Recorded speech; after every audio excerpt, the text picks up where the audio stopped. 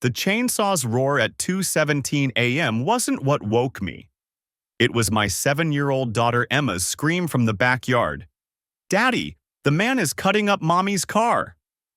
I grabbed my phone from the nightstand, bare feet hitting cold hardwood, knowing that our pristine suburb of Willowbrook had just shattered like glass, and my wife Vanessa's midnight business meetings were about to become something far more sinister than I'd ever imagined. But I'm getting ahead of myself. Let me start 6 months earlier, when I still believed in fairy tales and happy endings. The morning I found the first credit card statement hidden in Vanessa's gym bag, I thought it was a mistake. $8,000 at jewelry stores I'd never heard of, restaurants we'd never been to together, hotels in downtown Las Vegas while I was home with the twins. When I asked her about it over breakfast, she barely looked up from her phone. "It's for the business, Tyler. Client entertainment. You wouldn't understand the financial advisory world." Emma was struggling with her cereal, milk dribbling down her chin. Luke was building towers with his toast, completely oblivious to the tension crackling between his parents like static electricity. $8,000 in 1 month? I kept my voice level, aware of little ears. That's more than we spend on groceries in 3 months. Vanessa finally looked at me, her green eyes cold as winter. "Since when do you question my business expenses? Your little app project isn't exactly bringing in the big bucks yet." That stung. I'd been working 18-hour days for the past year, developing a revolutionary business networking app, something that could change how small companies connect with clients.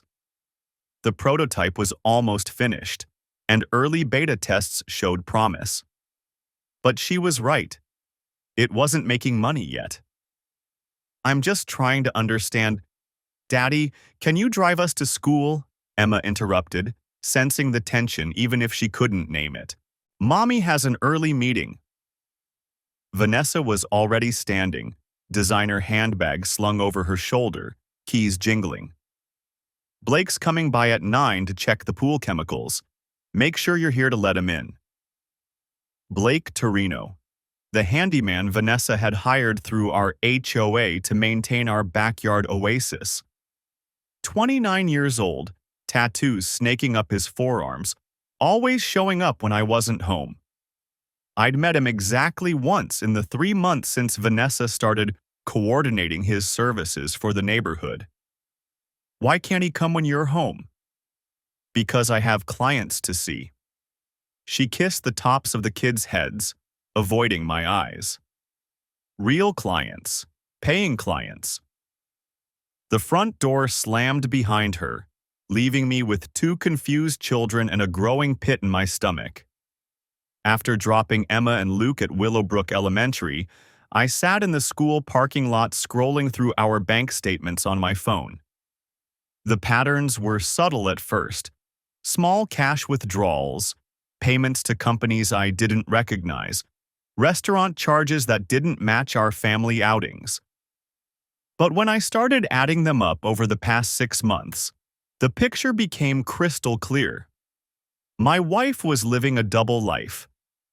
I called in sick to work and spent the day digging through every financial document I could find. Credit cards I didn't know existed, a savings account she'd opened without telling me, investment statements for portfolios that looked too good to be true. Vanessa claimed to be making 6 figures as a financial advisor, but her client roster seemed to consist entirely of elderly people I'd never met. The doorbell rang at exactly 9 a.m. Through the peephole, I saw Blake Torino standing on our front porch, pool equipment in one hand, phone in the other. He was younger than me, built like he spent serious time in the gym, with the kind of easy confidence that probably made women forget they were married. "Hey, Mr. Brennan." He flashed a smile that didn't reach his eyes. "Here for the weekly maintenance." "Actually, I need to ask you something." His smile faltered slightly. Sure, what's up? How long have you been working for Vanessa? For the HOA, you mean? About 4 months now? Your wife just coordinates the scheduling. Right, the scheduling. I stepped aside to let him in, watching his face carefully. She mentioned you two have to discuss a lot of logistics. Something flickered across his expression. Guilt, maybe, or fear. Just normal stuff. Which houses need service, timing, that kind of thing. I followed him through the house toward the backyard, noting how he navigated our home with the familiarity of someone who'd been here many times. In the kitchen, he paused at the counter where Vanessa always left her spare keys. She's not here, I said casually. Yeah, I know. She mentioned she had client meetings all morning. The way he said it, like he knew her schedule better than I did, made my chest tight. I watched him work on the pool for 20 minutes, noting how he kept checking his phone, how his eyes kept drifting toward the sliding glass doors like he was expecting someone. When he finished, I was waiting by his truck. Blake, I'm going to be direct with you. Is there something going on between you and my wife? His face went white, then red. Man, I don't know what you're... I'm not accusing you of anything. I'm asking you a simple question. He stared at me for a long moment, then looked away. You should probably talk to Vanessa about that. Which was all the answer I needed. That afternoon, I installed a security camera system. Nothing dramatic, just a simple setup aimed at our driveway and front entrance. For package thieves, I told myself. For peace of mind. The footage from the first week nearly broke me. Blake's truck appeared in our driveway every Tuesday, Thursday, and Saturday while I was at work. But he wasn't there for pool maintenance. The cameras showed him entering through the front door with keys, staying for hours, leaving with Vanessa close behind him. Sometimes they drove away together in her BMW. Sometimes they stayed inside until late afternoon. On Saturday morning, I watched the previous day's footage while Vanessa showered and the kids watched cartoons. There she was, laughing as Blake spun her around on our front porch before pulling her inside. The timestamp showed 10:23 a.m., right when she'd texted me about being in client meetings. Daddy, what are you watching? Emma appeared at my shoulder. Chocolate syrup somehow smeared across her forehead, despite having eaten cereal for breakfast. I closed the laptop quickly. Just work stuff, sweetheart. Is that the nice man who brings mommy presents? My blood turned to ice. What nice man? The one with the tattoos. He brought mommy flowers yesterday, and jewelry. He said I was pretty like mommy. Luke wandered over, dragging his stuffed dinosaur. I don't like him. He told us not to tell you about the presents. Emma elbowed her brother. You're not supposed to say that. Tell me what else he said, I managed, my voice steady despite the earthquake happening inside my chest. Just that grown-ups have special friendships that kids don't understand, Emma said, suddenly looking worried. Did we do something wrong? No, baby, you did nothing wrong. But someone had. I spent the next 2 weeks documenting everything. Screenshots of bank statements, copies of credit card bills, photos of receipts I found in Vanessa's car. The evidence painted a picture I'd been too blind, or too trusting, to see before. My wife wasn't just having an affair. She was systematically draining our accounts to fund it. The breaking point came on a Tuesday night in October. Vanessa announced she had a late client dinner and wouldn't be home until after the kids' bedtime. I nodded, helped Emma and Luke with homework, read them stories, tucked them in with kisses. Then I sat in my home office, supposedly working on app code, actually watching our driveway through the security camera app on my phone. Blake's truck pulled up at 10:47 p.m. He used his keys to enter through the front door. Vanessa arrived 30 minutes later in her BMW, parking in the garage like always. At 2:17 a.m., I woke to the sound of a chainsaw roaring to life in our backyard. I grabbed my phone and robe, running barefoot down the hallway. Emma's bedroom door flew open. "Daddy!" she was crying, pointing toward the back of the house. "The man is cutting up Mommy's car!" I looked through the sliding glass doors and my brain struggled to process what I was seeing. Blake Torino stood in our driveway, safety goggles on his face, chainsaw in his hands, systematically destroying Vanessa's BMW. The hood was already mangled beyond recognition. He was working on the roof. "Luke, Emma, stay inside," I said firmly, pulling on sneakers. "Don't come outside no matter what." I stepped into the backyard, adrenaline making everything sharp and clear. "Blake, what the hell are you doing?" He looked up, face wild with panic. The chainsaw died, leaving only the sound of our neighbor's dogs barking and porch lights flickering on across the subdivision. "Tyler, I can explain why you're destroying my wife's car at 2 in the morning with my children watching. It's not what you think. Then tell me what it is." He set down the chainsaw, hands shaking. "Everything's falling apart. She was supposed to get more money today, but the transfer didn't go through, and now she's talking about running and leaving me holding the bag." "What money? What transfer?" Blake looked at me like I'd grown a second head. "You don't know?" "Tyler, your wife has been stealing from old people. Hundreds of thousands of dollars. I thought you were part of it." The words hit me like physical blows. "What are you talking about?" "The financial advisory business. It's all fake. She's been taking money from seniors' retirement accounts, promising them high returns, then pocketing the cash. I helped her set up fake investment statements, forged documents. We were supposed to split everything 50-50 once we hit 500 grand. I stared at him, my mind reeling. "You're lying. Check her laptop. The real one, not the one she uses around you. Password is Blake 2024. Yeah, I know how that sounds. But Tyler, she's been planning to disappear with me to Mexico. We already bought plane tickets for next month." Police sirens wailed in the distance, growing closer. Someone had called about the noise. "Why are you telling me this?" I asked. "Because she double-crossed me, got greedy, started siphoning money into accounts I can't access. I'm probably going to prison, but I'm not going alone." The sirens stopped. Car doors slammed. Flashlight beams swept across our backyard.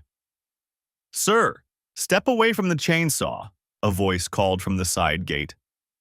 Blake raised his hands. "I'm cooperating." As the police cuffed him and loaded him into a patrol car, I stood in my destroyed driveway in my bathrobe, watching my perfect suburban life crumble like a house of cards in a hurricane. Vanessa appeared in the garage doorway, face pale, hands trembling. "Tyler, I can explain everything." But looking at her, really looking at her, I realized I didn't want her to explain. I wanted to know exactly how deep this rabbit hole went. And more importantly, I wanted to know how to make sure she paid for every single lie she'd told, every dollar she'd stolen, every night she'd made our children accessories to fraud. The next morning, while Vanessa met with her lawyer, I found her hidden laptop in the back of her closet behind a box of old college textbooks. The password Blake had given me worked on the first try. What I found there made my stomach turn. Dozens of client files for elderly people across Las Vegas and Henderson. Margaret Sullivan, 78, widow, $87,000 stolen from her late husband's pension. Robert Kim, 81, Alzheimer's patient, $63,000 diverted from his medical care fund. Sarah Daniels, 70, retired teacher, $94,000 taken from her retirement savings. Each file contained forged investment statements showing fictional gains, fake communication from non-existent firms, elaborate lies designed to keep victims believing their money was growing while Vanessa systematically drained their accounts. But the worst part wasn't the fraud itself. It was how methodical it was. Vanessa had researched each victim thoroughly, targeting recently widowed women, men with early-stage dementia, people isolated from family who might not notice irregularities. She'd cultivated relationships with them, visiting their homes, attending their grandchildren's birthday parties, becoming someone they trusted implicitly. And she'd documented it all. Photos of herself with victims' families, voice recordings of grateful elderly clients thanking her for her wonderful investment advice, even videos of some of them signing papers they clearly didn't understand. My hands shook as I scrolled through folder after folder. This wasn't a crime of passion or desperation. This was predatory, calculated evil. I found the Mexico travel plans Blake had mentioned. Flights to Cabo San Lucas booked for November 15th. Hotel reservations for 2 weeks. Car rental confirmation. I found bank account information for offshore accounts I'd never heard of. I found a detailed timeline showing how they plan to liquidate remaining victim funds and disappear. Most chilling of all, I found a document titled Insurance Policy that contained detailed information about my own app development project, including client data from my beta tests. She'd been using my networking app to identify potential new victims, successful business owners and entrepreneurs who might have disposable income and trust in financial advisors. My own work had been weaponized against innocent people. I copied everything to an encrypted drive, then spent the rest of the morning researching elder fraud prosecution. What I learned made me sick, but also hopeful. The FBI took these crimes seriously, especially when they could prove organized conspiracy. The evidence Vanessa had so carefully documented would be her downfall. But I needed to be smart about this. One wrong move and she might destroy evidence or worse, run with Blake once he made bail. I needed her to think she was still in control while I built an airtight case. When Vanessa came home that evening, I was in the kitchen making dinner like nothing had changed. "How did it go with the lawyer?" I asked, not looking up from the stove. "Fine. Blake's lawyer is claiming temporary insanity due to stress. Says he was in love with me and couldn't handle rejection." "Is that what happened?" She paused behind me. I could feel her watching me, calculating. "Tyler, you have to understand, Blake became obsessed with me. I hired him for legitimate work, but he started making advances, threatening to vandalize our property if I didn't pay him additional money. Last night was his way of getting revenge." I turned around, studying her face. She looked completely sincere, eyes wide with what appeared to be genuine distress. If I didn't know better, I might have believed her. That must have been terrifying. It was. I'm so sorry the kids had to see that. I never imagined he would escalate to something so violent. Should we be worried about him making bail? My lawyer says it's unlikely with the property destruction charges, and I'm filing a restraining order tomorrow morning. I nodded sympathetically, hating how easily the lies rolled off her tongue. What can I do to help? For the first time in months, she smiled at me like she used to. Just be patient with me while I sort this out. And maybe we could try counseling. This whole experience made me realize how much I've been taking you for granted. If I hadn't seen the evidence, hadn't watched the security footage, hadn't spoken to Blake myself, I might have fallen for it completely. Her performance was flawless. The perfect wronged wife, traumatized but determined to rebuild her marriage. "I'd like that," I said, meaning none of it. Over the next 2 weeks, I played the part of the reconciling husband while secretly building a case that would destroy her. I forwarded victim information to the FBI through an anonymous tip line. I documented every lie she told about Blake, every fabrication about her business. I traced her financial schemes through public records and business filings. Most importantly, I figured out who her victims really were. Margaret Sullivan lived alone in a senior community 10 minutes from our house. Robert Kim was receiving care in an assisted living facility where Vanessa volunteered monthly. Sarah Daniels attended the same church where we took the kids for Christmas and Easter services. These weren't random targets. They were people in our community, people who might have smiled at us at the grocery store or waved hello at neighborhood events. Vanessa had betrayed not just me and our children, but an entire community of vulnerable people who'd trusted her. The breaking point came when I discovered what she'd done with Emma and Luke's college funds. I was reviewing our joint savings account statement when I noticed significant withdrawals over the past 6 months. Transfers I'd never authorized to accounts I didn't recognize. When I traced the routing numbers, I realized she'd been using our children's education funds to finance her affair with Blake. Every dinner they'd shared, every hotel room, every piece of jewelry he'd given her, it was all purchased with money we'd saved for Emma and Luke's future. That night, I called my brother David. "I need a lawyer recommendation," I said without preamble. "Personal injury? Business? What's going on?" "Divorce. And I need someone who specializes in financial fraud." There was a long pause. "Tyler, what happened?" I gave him the abbreviated version, watching Vanessa through our bedroom window as she talked on her phone in the backyard. Even from a distance, I could see her animated gestures, the way she touched her hair when she was being flirtatious. "Jesus," David said when I finished. "How much are we talking about?" "From us? Maybe 50,000 when you count the kids' college funds. From her victims? Over 200,000 that I can prove, probably more. And you have documentation? Enough to put her away for a decade.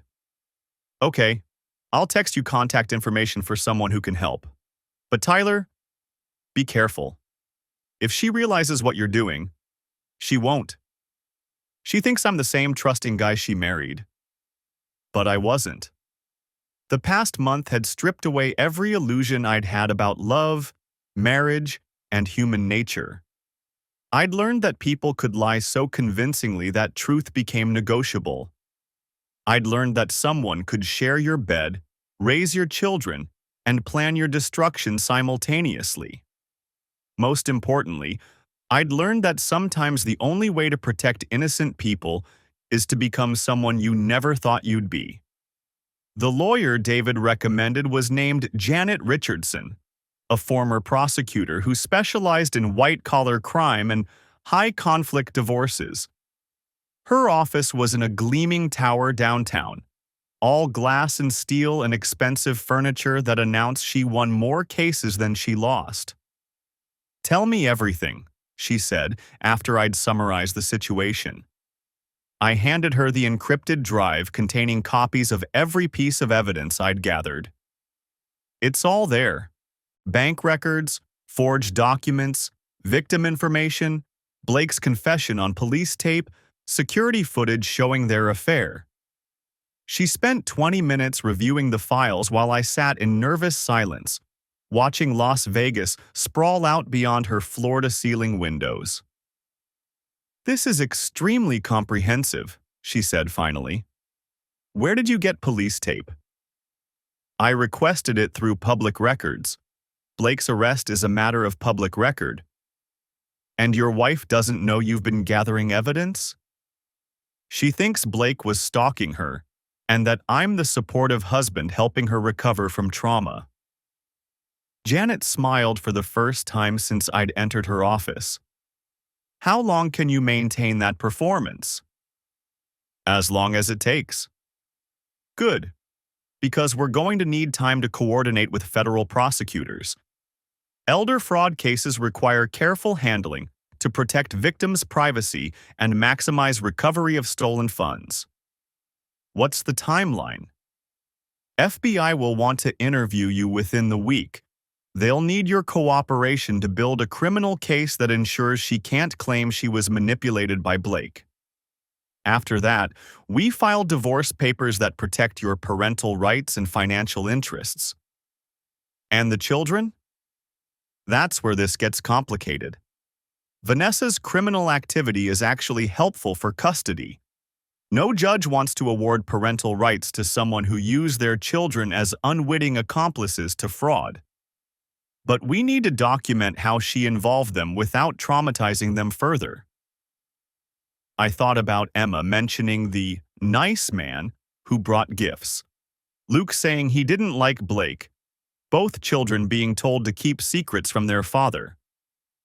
She's been teaching them to lie. That's parental alienation, which courts take very seriously. Combined with the criminal charges, we should be able to secure full custody with supervised visitation at most.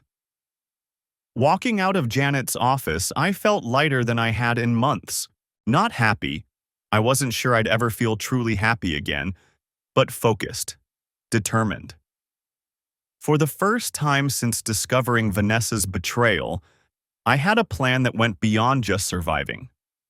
I had a plan that would ensure justice. The FBI interview took place in a sterile conference room that smelled like industrial coffee and broken dreams. Special Agent Maria Santos was younger than I'd expected, with sharp eyes that missed nothing, and a way of asking questions that made lying seem impossible. Walk me through how you discovered the fraud. I started with the security cameras, moved through finding the laptop, described each piece of evidence I'd uncovered. She took notes on a tablet, occasionally asking for clarification, but mostly just listening. Blake Torino claims he was recruited by your wife, not the other way around. Do you believe that? Based on what I've seen, yes. She's the one with the financial background and access to victims. Blake was just muscle and companionship. You said she used your app development project to identify victims. Can you elaborate? I explained how my networking app connected business owners with service providers, how early beta tests had included successful entrepreneurs and business executives, exactly the demographic Vanessa targeted for her schemes. We'll need access to those user profiles. Of course. Agent Santos studied me across the table. Mr. Brennan, I have to ask, did you ever suspect your wife was involved in illegal activities before the night of Blake's arrest? I suspected the affair for a few weeks. I had no idea about the fraud until Blake told me. And you didn't confront your wife about your suspicions? I was planning to.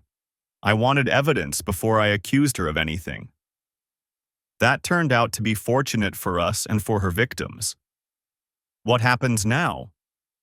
We execute search warrants for her office, her computer equipment, and any storage facilities she might be using.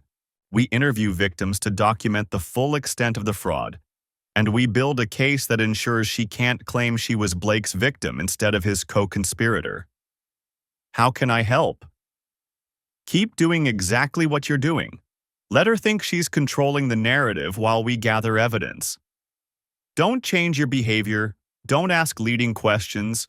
Don't give her any reason to suspect we're investigating. How long will that take? Federal cases move slowly, but we should be ready to make arrests within 6 weeks. 6 weeks of pretending my marriage might be salvageable. 6 weeks of sleeping next to someone who'd stolen from elderly people to fund her affair. 6 weeks of watching her kiss our children goodnight while knowing she'd use their college money to betray our family. I wasn't sure I could do it. But when I thought about Margaret Sullivan, 78 years old, and probably wondering why her investment statements had stopped coming, I knew I didn't have a choice. The hardest part wasn't maintaining the charade with Vanessa. It was protecting Emma and Luke from the truth while documenting how they'd been affected by her lies. I started recording our family conversations with Janet's advice about legal admissibility. Nothing dramatic, just dinner table discussions and bedtime routines captured on my phone. What emerged was a pattern of subtle manipulation that made my skin crawl.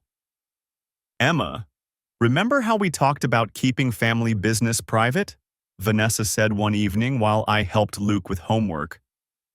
Sometimes grown-ups have friends that other grown-ups might not understand. Like Blake? Blake was never my friend, sweetheart.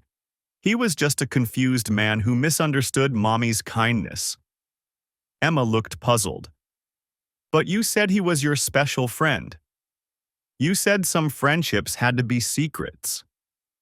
Vanessa glanced toward me, checking if I was listening. I kept my eyes on Luke's math problems, but I was recording every word. I never said that, honey. Sometimes when people are upset, they remember things differently than they actually happened. Oh. Emma looked confused, the way children do when adults rewrite reality around them. What's important is that our family is safe now, and Mommy and Daddy are working together to make sure nothing bad ever happens again. It was masterful gaslighting delivered in a sweet, maternal voice that made me want to throw up. She was teaching our 7-year-old daughter to doubt her own memory and accept lies as truth. That night, after the kids were asleep, I sat in my office listening to the recording and hating my wife more than I'd ever hated another human being. Not for the affair, not even for the fraud, but for what she was doing to Emma and Luke's understanding of reality and trust. 3 weeks into the federal investigation, Blake made bail. I was working late in my home office when my phone buzzed with an unknown number. Tyler, it's Blake. Don't hang up. My blood pressure spiked. What do you want? To meet. Tonight. There's stuff about Vanessa you don't know. I'm not meeting you anywhere. Then I'm coming to your house. She's playing us both, Tyler. The FBI thinks I'm the mastermind, but I've got proof it was all her idea from the beginning. I glanced toward the bedroom where Vanessa was supposedly asleep. Proof of what? Audio recordings, video footage, written plans in her handwriting. She recruited me specifically because she needed someone to blame if things went south. Where are you now? Parking lot behind the Starbucks on Sunset. Come alone and bring a flash drive. You're going to want copies of everything I have. I knew it was stupid. I knew I should call Agent Santos immediately. But I also knew this might be my only chance to get evidence that could seal Vanessa's conviction and protect her future victims. 20 minutes later, I sat in Blake's truck in the empty parking lot, watching him connect a tablet to a portable hard drive. She told me you were in on it, he said without looking up. Said your app was designed to identify marks and you were getting a cut of the profits. That's insane. Yeah, I figured that out when you seemed genuinely shocked about the fraud. But here's the thing. She's been setting up both of us from the beginning. He showed me video footage taken from inside our house, shots that could only have been captured by hidden cameras I'd never known existed.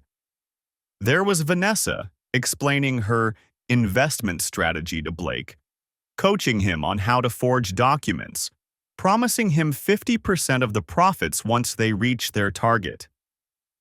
But there were also recordings of her on the phone with someone else, someone she called Mr. Peterson, discussing the need for a fall guy if law enforcement got involved. She's got 3 different stories prepared, Blake continued. One where I'm the mastermind and she's my victim. One where you're the mastermind and we're both your victims, and one where Peterson is the mastermind and we're all his victims. Who's Peterson?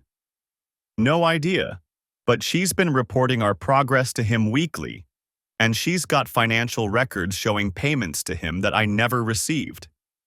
My head spun. She's working for someone else, or with someone else.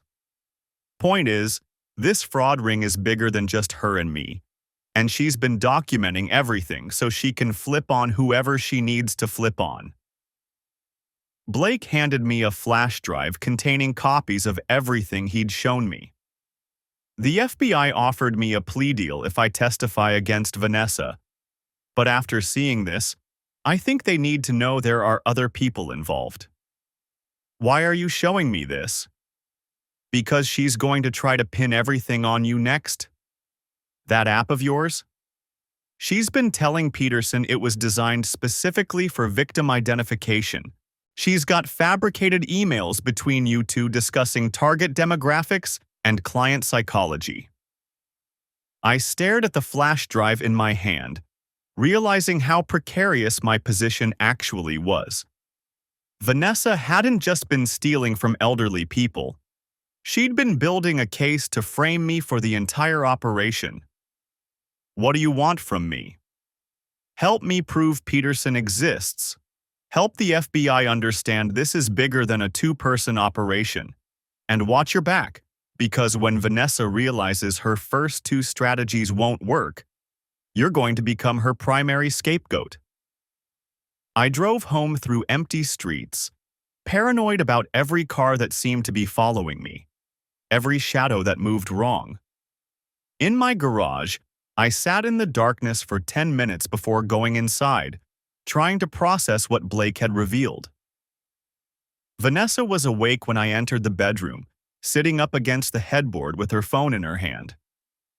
Where were you? Couldn't sleep. Went for a drive. At midnight? Sometimes driving helps me think. She studied my face in the dim light from her phone screen. Think about what? Us, the kids. How to move forward after everything that's happened. And what did you decide? I looked at my wife, my beautiful, intelligent, sociopathic wife, and realized she was probably recording this conversation just like I'd been recording her. That I love you, and I want our family to survive this. She smiled and reached for my hand. Her fingers were cold. I love you too, Tyler. No matter what happens, I need you to remember that. But lying there in the dark, listening to her breathing become deep and even, I wondered if Vanessa had ever loved anyone besides herself, or if she was even capable of love, or if everything I'd thought was real between us had just been another performance in a long series of performances designed to get what she wanted. The next morning, I called Agent Santos and arranged to hand over Blake's flash drive. Then I called Janet Richardson and scheduled an emergency meeting to discuss Blake's allegations about fabricated evidence. If she's been building a case against you, we need to accelerate our timeline, Janet said, after reviewing the material Blake had provided. Federal prosecutors will want to arrest her before she has a chance to destroy more evidence or flee. What about Peterson? They'll investigate, but their priority will be stopping active fraud and recovering stolen funds. Vanessa is the key to both objectives. When? FBI is executing warrants tomorrow morning. They'll arrest her at her office, search her computers and files, and seize her bank account simultaneously. What about the children? You'll have temporary custody immediately. I've already prepared the paperwork. I went home that night knowing it would be my last evening pretending everything was normal. I helped Emma with her reading homework, played dinosaurs with Luke, watched a family movie with everyone cuddled together on the couch. Vanessa made popcorn and nestled against me like she used to in the early days of our marriage, when I thought she was the most amazing woman in the world. Her head on my shoulder, her fingers tracing patterns on my chest, her quiet laughter at the funny parts of the movie. If I didn't know what I knew, it would have been perfect. But I did know, and I spent that evening memorizing every detail. The smell of her shampoo, the way she absently braided Emma's hair during the movie, how Luke automatically reached for her hand when a scary part came on. Because I knew the kids would ask me about it someday, and I wanted to be able to tell them that their mother had loved them, even if she'd been incapable of loving anyone the way they deserved. The raid happened at 9:47 a.m. on a Thursday morning while I was supposedly at work and the kids were at school. I actually sat in my car in the Starbucks parking lot across from Vanessa's office building, watching federal agents escort her outside in handcuffs. Even from a distance, I could see the shock on her face, the way she kept looking around like someone was about to tell her this was all a mistake. My phone rang as agents loaded her into the back of a black SUV. "Tyler, something terrible has happened." Her voice was shaky, frightened. "The FBI arrested me at work. They're saying I stole money from clients, but it's not true. Blake must have forged documents to make it look like I was involved." "Where are you now?" "Federal building downtown. They're letting me make one phone call before they process me. I need you to call Janet Richardson and tell her to represent me." Janet Richardson was my divorce attorney, but Vanessa didn't know that. "Of course. What can I do?" "Take care of the kids. Don't let them watch the news. And Tyler, I love you. No matter what they say about me, remember that I love you." The line went dead. An hour later, Janet called with updates. Full search warrants executed. They recovered over $300,000 in forged documents, victim files, and financial records. They also found the hidden cameras Blake mentioned. "What about Peterson?" "Electronic records show regular payments to someone using that name, but it might be an alias. They're following the money trail." "And Vanessa?" "Federal prosecutors are charging her with mail fraud, wire fraud, elder abuse, money laundering, and conspiracy. If convicted on all counts, she's looking at 20 to 30 years. I should have felt vindicated. Justice, victory. Instead, I felt hollow. That evening, I sat Emma and Luke down in our living room and tried to explain why Mommy wouldn't be coming home. "Mommy made some bad choices about money," I said carefully. "She took money that didn't belong to her, and now she has to go to a place where people stay when they break important rules." Emma's eyes filled with tears. "Is she going to jail?" "Yes, sweetheart, probably for a long time." "But she's our mommy." "She'll always be your mommy, and she loves you very much. But sometimes people we love do things that hurt other people, and when that happens, there are consequences." Luke, who was usually my quiet one, surprised me. "Is that why she was always lying?" "What do you mean?" "About Blake, about the presents, about why we couldn't tell you things. Emma and I knew something was wrong, but we didn't know what." I pulled both children close, hating that they'd been carrying this confusion and fear for months. "None of this is your fault," I said firmly. "Mommy's choices are not your fault, and you don't have to keep any more secrets. From now on, we tell each other the truth, even when it's difficult." "Will we see her again?" Emma asked. "Yes, but not for a while. And when you do see her, it will be in a special place with other people around." That night, I tucked them into bed with extra stories and songs, knowing their world had shifted on its axis, just like mine had 6 weeks earlier. But at least they would grow up understanding the difference between truth and lies, between love and manipulation, between people who protect families and people who exploit them. The trial took 8 months. Blake testified for the prosecution in exchange for a reduced sentence, confirming that Vanessa had recruited him specifically to be a scapegoat. The mysterious Peterson turned out to be Paul Stevenson, a disgraced former stockbroker who ran a network of romance scammers targeting wealthy widows. Vanessa had been paying him 20% of her profits in exchange for victim lists and forged documents. She pled guilty to avoid a trial that would have exposed even more of her victims to public scrutiny. The judge sentenced her to 18 years in federal prison with possibility of parole after 12. At the sentencing hearing, 3 of her victims gave impact statements. Margaret Sullivan, 78 years old and dignified despite having lost her late husband's entire pension, looked directly at Vanessa as she spoke. "You didn't just steal my money," she said. "You stole my trust in other people. You stole my sense of security. You stole the legacy my husband worked 40 years to leave me." Sarah Daniels, the retired teacher, was more direct.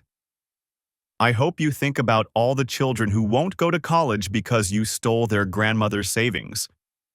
I hope you think about that every day." Vanessa cried during the victim impact statements. "Whether from remorse or self-pity, I couldn't tell and didn't care. What mattered was that she couldn't hurt anyone else." 2 years later, Emma and Luke barely remember the chaos of their mother's arrest. They see Vanessa twice a year in a supervised visitation room that smells like disinfectant and sadness, but they don't ask about her much anymore.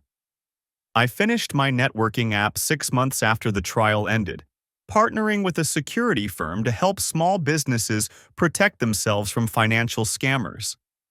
Some of the profits go to restitution funds for elder fraud victims. It's not much, but it feels like progress. Emma is 9 now, sharp as a razor, and determined to be either a detective or a lawyer when she grows up. She has our old photo albums memorized and sometimes asks me to tell her about the good memories from when we were still a complete family. I tell her about birthday parties and Christmas mornings and family vacations, carefully editing out my own naive happiness and focusing on moments when I knew Vanessa genuinely loved being their mother. Luke is quieter, more serious than most boys his age, but he's developing a wicked sense of humor and a talent for building elaborate structures with whatever materials he can find. Sometimes I catch him watching me with an intensity that reminds me that children notice everything, even when we think they're not paying attention. We live in a different neighborhood now, a smaller house with a bigger yard where they can be loud and messy without worrying about HOA regulations or keeping up appearances. I've learned to braid Emma's hair and help her pick out clothes that match. I've learned to appreciate Luke's quiet observations about the world and his talent for finding beauty in ordinary things. I date occasionally, carefully, always making sure Emma and Luke approve of anyone who might become important in our lives. Last month, I met a woman named Melissa Carter at Luke's school. She's a child therapist who runs art therapy sessions for kids dealing with family trauma. She has kind eyes and laugh lines and absolutely no tolerance for dishonesty, which makes her practically perfect in my opinion. We're taking it slow. After Vanessa, I need to rebuild my ability to trust, and Emma and Luke need stability more than they need a new mother figure. But Melissa understands that, having worked with dozens of families recovering from betrayal and divorce. "Trust is earned in drops and lost in buckets," she told me over coffee last weekend while the kids played on the nearby playground. But that doesn't mean it can't be earned again. I watch Emma push Luke on the swings, both of them laughing at some private joke. And I think about how resilient children are when they're given truth instead of lies, consistency instead of chaos, love without conditions instead of manipulation disguised as affection. They'll grow up knowing that people sometimes make terrible choices, that families can be broken by selfishness and greed, that the world contains predators who target the vulnerable for profit. But they'll also know that justice exists, that good people fight to protect others, that healing is possible even after profound betrayal. Most importantly, they'll know the difference between love and exploitation, between protection and control, between people who build families and people who use them. On quiet Sunday mornings when we make pancakes together and argue about which movie to watch, I sometimes think about the perfect life I thought we had in Willowbrook. The manicured lawns and designer kitchens and carefully orchestrated family photos that looked so beautiful from the outside. I don't miss it. Perfect neighborhoods, I've learned, are often just elaborate stage sets for imperfect people pretending to be something they're not. Real life is messier but more honest. Real love requires risk and forgiveness and the willingness to see people as they actually are, instead of as we want them to be. Emma found a caterpillar in our garden yesterday, carefully moving it to safety before I could accidentally step on it. Everything deserves a chance to become what it's supposed to become, she said solemnly. Luke nodded sagely. Even ugly caterpillars turn into pretty butterflies. Sometimes, Emma added, but only if they're brave enough to change. I think about Vanessa sometimes, locked in a federal prison in California, probably planning her next manipulation or wondering how her carefully constructed schemes fell apart so completely. I wonder if she's capable of genuine remorse or if she's just angry that she got caught. But mostly, I think about Margaret Sullivan and Sarah Daniels and Robert Kim and all the other elderly people who trusted someone they thought was looking out for their best interests. I think about the justice system working exactly as it should, protecting the vulnerable and holding predators accountable for the harm they cause. I think about Emma and Luke growing up to be people who tell the truth even when it's difficult, who protect others instead of exploiting them, who understand that real strength comes from building something good instead of tearing down what others have worked to create. And on the best days, when Melissa makes us all laugh until our sides hurt, and the kids fall asleep in a pile of blankets on the living room floor, and the house feels full of love instead of secrets, I think that maybe perfect neighborhoods were never the point anyway. Maybe the point was always just learning how to love people honestly, protect them fiercely, and build something real together from the broken pieces of whatever came before.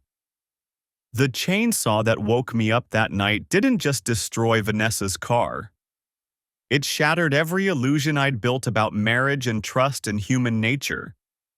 But sometimes, when you clear away the wreckage, you discover you have room to build something better.